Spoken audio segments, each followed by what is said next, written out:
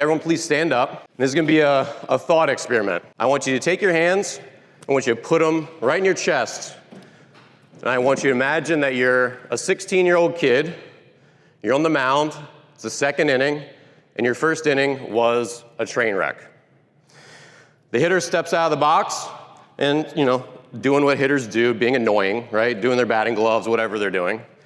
And in that time gap, you look over through the fence and you see this spot in the bleachers where your girlfriend used to sit. She dumped you 2 days ago. And you wouldn't tell your teammates this because they'd make fun of you, but you spent the last 2 nights crying yourself to sleep because you really love that girl. First love, she really broke your heart. And now you're out here trying to pitch, trying to be good for your team, but man, it's not going well, and you see that empty spot on the bleachers. And then you look down at your shoes, and you think, there's 4 starters on this team. Number 1 starter has a 2.2 ERA, number 2 has a 2.6, number 3 has a 3.2, and I have a 5.7. And if I pitch any worse today, I'm probably not gonna be a starter next time.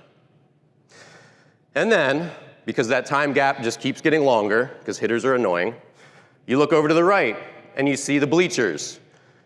And your mom and dad used to sit right next to each other, but now they're about as far apart on the bleachers as they can get. And your older brother has been throwing this D word around because mom and dad have been fighting a lot. And you're worried that you're gonna have to start sleeping at mom's house half the week and dad's house the other half of the week. So the question is, in that situation where you're that kid going through some stuff on the mound, what does mental skills training look like in that moment, right? What does it look like? My opinion, everyone raise one of their hands. Put it on the shoulder of someone next to you. To me, that's what mental skills training is in that moment. Have you built a relationship with your players? Maybe it's a mound visit, or maybe it's once he returns to the dugout, but it's, hey, I know things are hard right now, right? I know what's going on. Whether it's 1% or 98%, just give me whatever you got and we'll be happy, right? We got you. I know it's hard. That's mental skills training. But that also doesn't work unless you spend the time building relationships with your players, explaining the why. They got to know that coach really cares about me.